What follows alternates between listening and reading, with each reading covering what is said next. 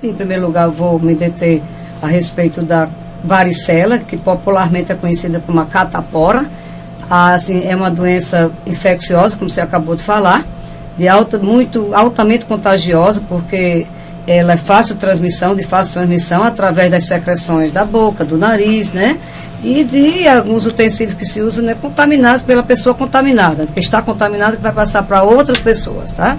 Então, o vírus da catapora, que é uma doença viral, né, causada por um vírus, ele é chamado de varicela zoster, é o VVZ. Esse varicela zoster, quando a pessoa adquire ou se contamina com ele, vai ter, né, a doença catapora, que fica com ele, né, guardado lá no seu, né, nos gânglios da coluna, da nossa coluna, né, espinhal, né, e um dia lá na frente, que eu quero até já inicialmente comentar isso rapidinho, mas para lembrar que, como eu vou falar da importância de poder prevenir, deve-se prevenir a catapora, para que esse vírus, posteriormente, ele acorde, quando ele fica lá alojado, quem teve a catapora, fica lá alojado, quem quer dizer, guardado, ele fica lá em latência, adormecido nos gânglios lá, né, da nossa espinha dorsal, e um dia que a gente está mais frágil, principalmente depois dos 50 anos, ele acorda e vai provocar outra doença que poderá ser muito mais grave, mais dolorosa, mais assim, que incomoda muito, muito, né, principalmente o idoso, chega à gravidade, que é o herpes zoster, chamado de cobreiro. Bom, para dar essa introdução, quais são os sintomas da catapora? A catapora, em geral, ela é uma doença benigna, é uma doença que às vezes até tem pessoas que têm mais fraca, outras mais fortes. Os sintomas principais são a febre, como qualquer outra virose. Começa com uma febre, não precisa ser uma febre alta, mas pode ser uma febre de 37 a 38, 39 graus também. E com poucos dias já começam a surgir, que o que mais caracteriza para se dar o diagnóstico são as lesões de pele, que é o raste cutâneo que se chama. Esse raste cutâneo se caracteriza mais por várias lesões na pele.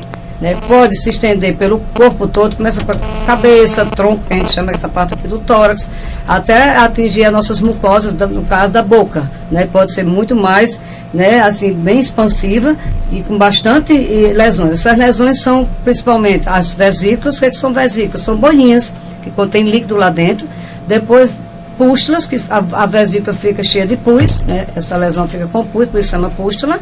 E também no final vai ter as crostas, que são aquelas casquinhas que vão depois, né, saindo, né, no final da doença. Então, realmente, infelizmente, também pode atingir até a mucosa do olho, né, a conjuntiva, né. Tem casos, é mais comum em crianças, mas também qualquer faixa etária pode ser atingida por essa doença, que é muito comum no Brasil. Estima-se que 90% da população brasileira já tenha catapora, ou tenha tido catapora. Então, por isso que é mais comum, como eu disse. Então, a complicação é uma doença geralmente benigna, como eu acabei de dizer. E em 2 semanas ela vai, né, digamos, ser resolvida.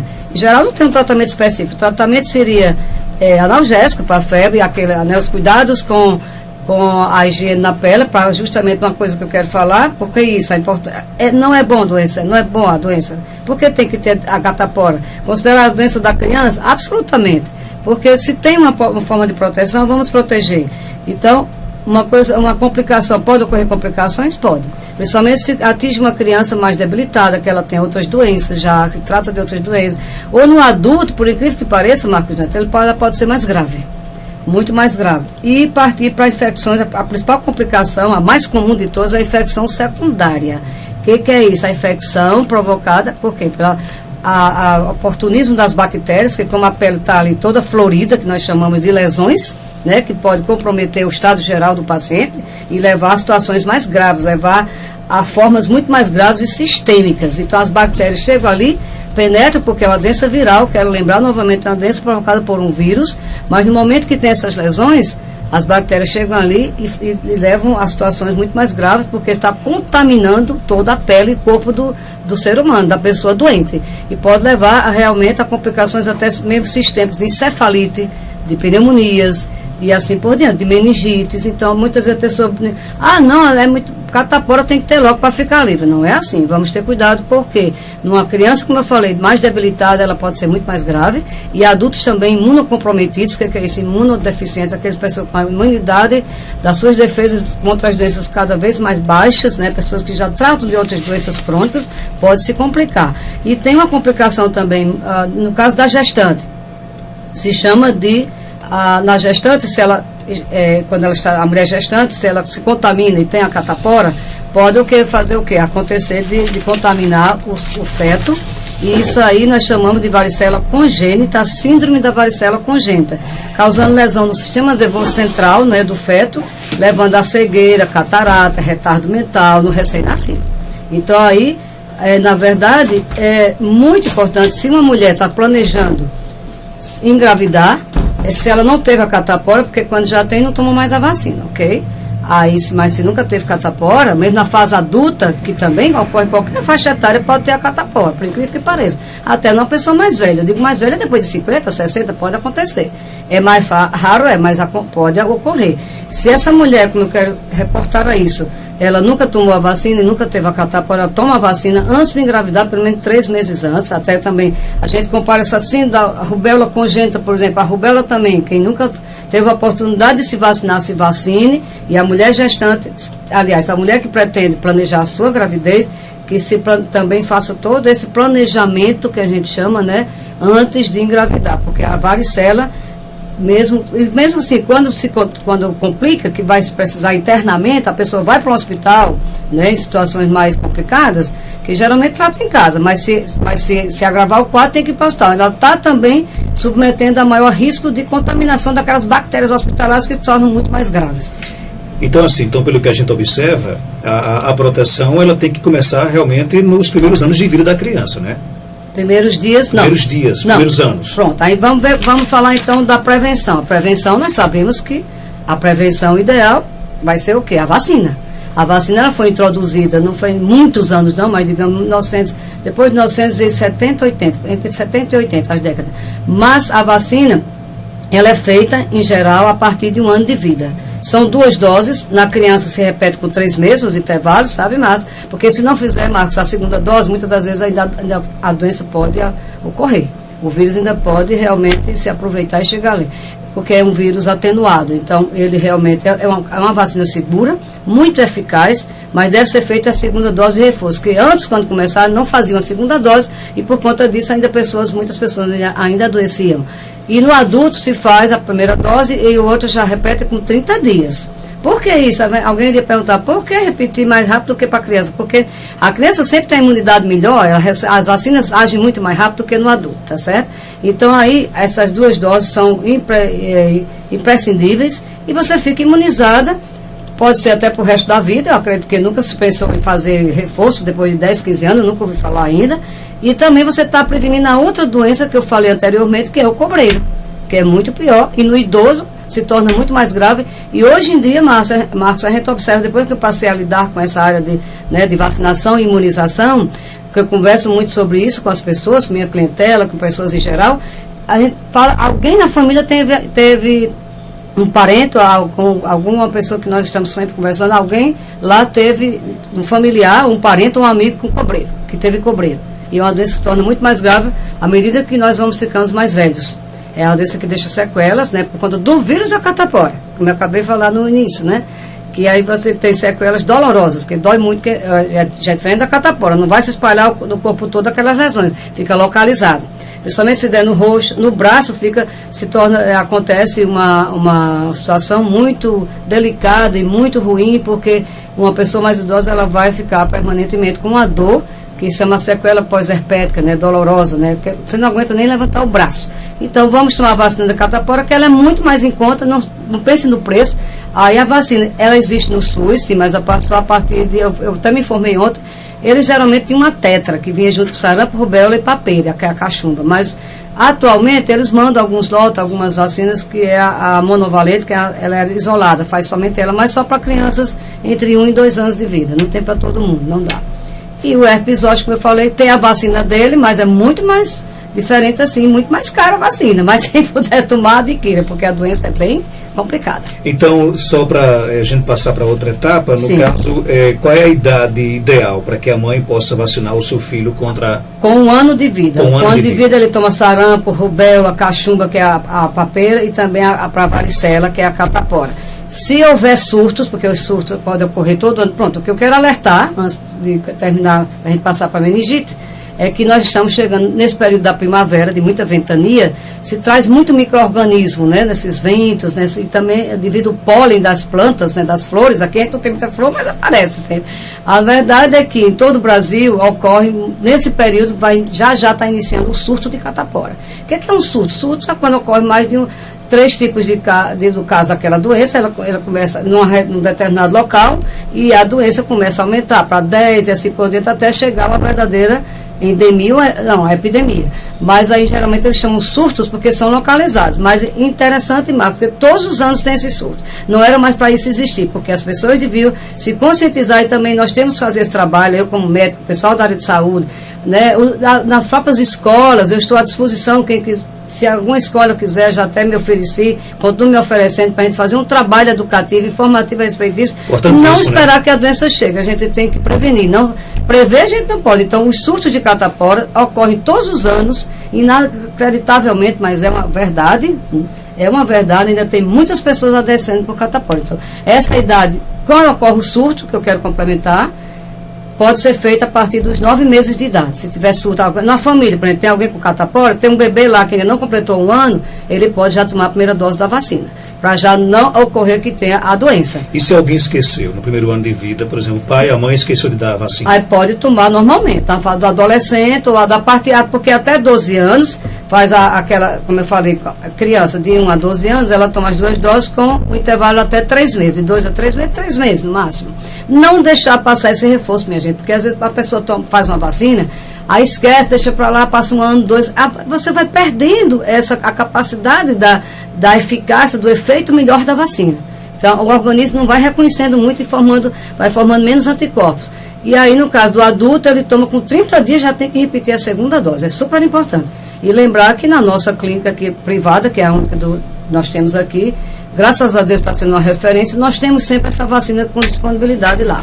Aliás, na sua clínica Salutares tem quase todos os tipos de vacina, né? Graças a Deus. Na medida possível, nós estamos sempre pedindo mais, né? Para justamente disponibilizar para a população que precisa realmente se prevenir as doenças e não ter a doença. Doutora, na fase adulta, a catapora, a varicela, ela pode ser mais grave? Uhum.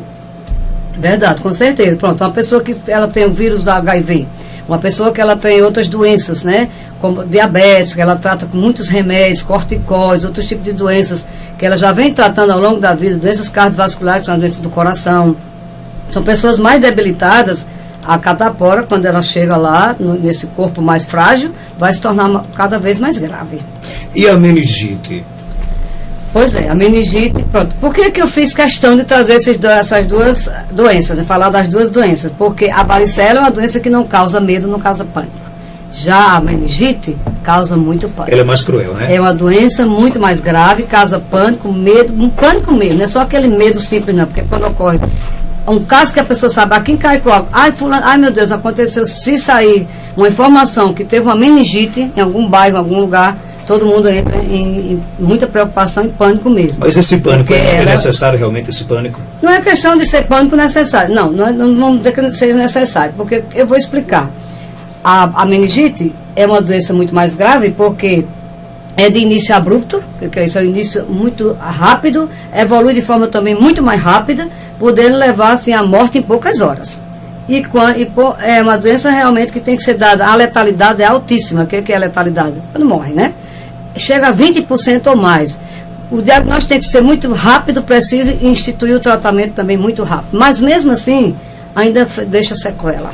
Porque a meningite, são vários tipos de bactérias. Aliás, é uma bactéria chamada, desculpa, eu vou explicar direitinho, porque é meio complexa ela. É meningite, o nome dela é muito interessante, chamada Neisseria meningitidis. Ela é uma bactéria que nela tem vários sorotipos, que é isso? Vários subgrupos. A, C, A, B, aliás, A, B, C. Aí a gente tem tem a vacina monovalente, para o pessoal entender como é isso, e a CWY, que é uma vacina que vem para 4 tipos de bactérias, para prevenir contra 4 tipos da bactérias, não, porque para as pessoas entenderem, eu estou falando bactérias, mas elas são subgrupos dessa bactéria com esse nome bem interessante, meningite, né? A Neisseria meningitidis. É muito bacana ter hoje a vacina, porque a meningite, ela já foi responsável por várias epidemias no nosso país, que matou muita gente, tá? Então, para falar um pouco rapidamente, né, os pediatras que eu digo, as pessoas que lidam com a urgência, né, nos pronto-socorro, quando pega um caso, realmente é gravíssimo, porque os sintomas, eles são sintomas assim que chamam a atenção, né, porque a pessoa começa com uma dor de cabeça muito intensa, geralmente ela se reporta mais na nuca, fica a nuca enrijecida, e vômitos incoercíveis. O que é isso? São vômitos em jato, vômitos assim bastante, né, volumosos, que a pessoa começa, né, de imediato, já vem todos esses sintomas, febre muito alta, é uma febre altíssima, e por isso que realmente pode ter manchas no corpo, manchas, as placas, né, avermelhadas, tipo púrpuras, né? Então, no momento que a criança, por exemplo, apresentar um quadro desse, pelo amor de Deus, corra imediatamente para um pronto-socorro. E que mesmo que eu falei, quando ocorre na verdade, porque as sequelas, quando deixa sequela, quando a pessoa mesmo sobrevive a uma situação dessas, que pode levar à letalidade, como eu falei, porque por ano no mundo ocorre ainda uma estimativa de 500 mil casos de meningite no mundo. 500 mil. É 500 mil de pessoas que podem adoecer com a meningite, que adoecem, aliás. E dessas 500 mil, o que acontece? A gente tem uma estimada, aproximadamente 50 mil pessoas morrem. Então, olha como é alto. Tem noção, 50 mil é quase a população de Caicó. Quanto está a população de Caicó? Chega a 70? Quase isso. 70 mil? 65 pronto, mil. quase a população de Caicó, por ano, no mundo, né? E deixando cerca de 60 mil pessoas, né, com sequelas permanentes. Que sequelas são essas? Paralisia, não vai mais poder andar, cegueira, perde a audição, ou mesmo uma das coisas também, e pode ser associadas, né? Você ter mais de uma sequela, mais de uma, né? Infelizmente, ficou, né, uma pessoa, digamos assim, debilitada mesmo, deficiente também na questão da debilidade mental, ou perde a memória. A pessoas adultas, por exemplo, essa semana mesmo foi muito interessante, uma paciente, ela conversando comigo, querendo saber das vacinas que a filha tem que tomar ainda, e ela disse, mas doutora, ela tem uma filha única, com 14 anos, ela disse, eu tenho muito medo minha filha ter essas doenças que matam, porque o meu pai, depois, o pai dela tinha 55 anos, se eu não me engano, teve uma meningite, e ele ficou debilitado. Muito triste, né? Até uma pessoa de uma região aqui da Paraíba, Brejo do Cruz. Eu disse, olha aí, tá vendo como é importante você? Ela disse, você teve um caso dentro de casa, né? Porque eles foram. E meu pai era uma pessoa ativa, hoje não trabalha mais, tudo isso por conta de uma meningite. Nunca imaginou que ele iria ter uma meningite, né? Depois dessa idade. E na realidade, porque a gente pode, acontece, a meningite pode ocorrer de forma surpreendente, que eu digo, de surpresa até chega. Porque as pessoas podem albergar, podem alojar no nariz e na boca a bactéria. E no momento, digamos, de fragilidade, ela própria adoecer ou ela transmitir essa bactéria, principalmente em escolas, né, creches, alojamentos, pessoas que convivem mais de forma, né, conjunta, estão mais no dia a dia juntas, muitas pessoas juntas, cuidadores, né, babás, né, que juntam. Então, nas creches mesmo, esses cuidadores, e, como eu falei, é muito mais comum em crianças até 5 anos de idade, não vacinadas, logicamente, e que também pessoas, quando ocorrem surtos, mas por incrível que pareça, ocorre muito em adolescentes e adultos jovens. É muito comum isso, muito comum mesmo, chegar a cometer mais pessoas nessa faixa etária, muito mais jovem. E aí essas pessoas que trabalham com creches, né, escolas, alojamentos, etc., elas devem sim se vacinar, mesmo a pessoa estando adulta que nunca tomou a vacina, deve se vacinar, que nós vamos falar já sobre isso. E como eu disse, se a bactéria está lá, eu estou assintomática, você também, então eu tenho a bactéria comigo, mas eu não estou doente. Mas eu posso transmitir através de quê? Das secreções da boca, do nariz, e também compartilhando, né, o alimento, no prato, ou copo, tomar no mesmo copo da pessoa, né, uma bebida ou a própria água, e também o beijo. Não é que ninguém vai deixar de beijar pensando que vai ter uma meningite, por favor.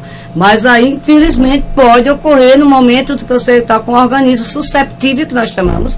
O organismo está mais fácil de penetrar a bactéria, ele está com mais chances de receber essa bactéria, infelizmente, aí acontece. Né? Então, infelizmente, é tanto que nós sabemos, a meningite nunca vai deixar de existir, porque ela passou a ser uma doença constante. Mas ela pode vir com surtos. Agora, vez por outra a gente vai ter caso de meningite, não tem jeito. Esse ano já teve mortes em Natal. E a meningite, no caso, também se previne com a vacina? Com certeza. A vacina é... Não é a mesma da catapora? Não, a meningite, a catapora é um vírus e a meningite é uma bactéria. Eu acabei de falar que tem vários subgrupos dela, vários subtipos, digamos assim, para a pessoa entender melhor. Então, o tipo mais comum, que ficou bem esclarecido isso depois de várias epidemias, nós tivemos grandes epidemias no Brasil, viu? Foi em 1974, 1980, e em 74 predominou o subtipo B, né? O tipo A, e em 1980 predominou o tipo B. E nas regiões do sul, o país tende a predominar ainda o tipo B, com casos também do W que eu vou comentar. E aí o tipo C, ele também já provocou, né, várias epidemias no mundo e também no Brasil. Por isso que o tipo C, ele é mais prevalente, que é isso, ocorre mais a doença pelo tipo C. Por isso que a vacina no Brasil, ela foi elaborada, ela foi feita há alguns anos atrás, que não existia no Programa Nacional de Imunização, mas graças a Deus eles colocaram, há alguns anos que eu não me recordo, o ano não é certinho, mas tudo bem, é importante que tenha. Para bebê com 3 meses, 5 meses, depois faz um reforço com 1 ano de 12 a 15 meses de vida. Esses bebês estão sendo beneficiados, é tanto que no SUS a vacina tem, até eu me informei ontem com a pessoa da Secretaria do Posto de Saúde, que a partir de 2 anos essa criança recebe a vacina, só para essa faixa etária. Tá? Aí nesse caso que eu estava explicando, pronto, mas já existem tantos tipos, né? Então, por isso que é tão importante procurar se vacinar.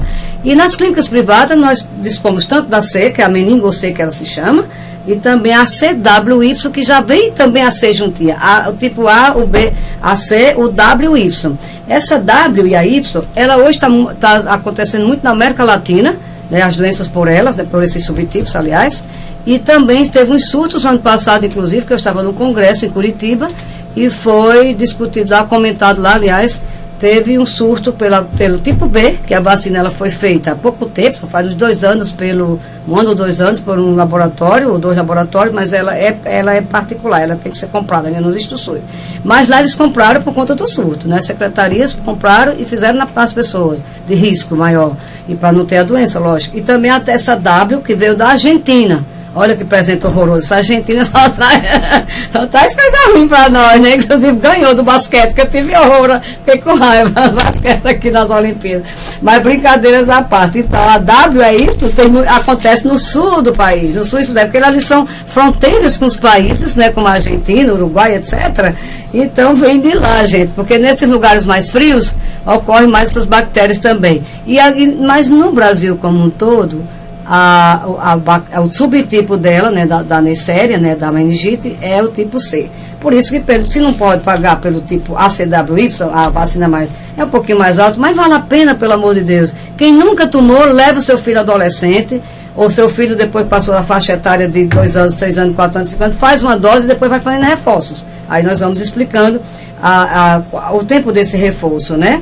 Então, é muito importante, quem tomou também, pronto, a criança que a mãe levou, já fez 2 doses da C, ela pode depois se beneficiar e ficar mais protegida tomando uma dose com 1 ano de vida, 1 ano e pouquinho, e assim vai com a CWY, porque é uma vacina mais completa, ela contém mais todos os subtipos da meningite, né? Aí a tipo B, infelizmente, eu só peço por encomenda, que é uma vacina bem mais alto valor, mas hoje, infelizmente, está chegando também esse tipo B no Brasil. Meu Deus, é muita doença, mas graças a Deus temos as prevenções pelas vacinas. E, né?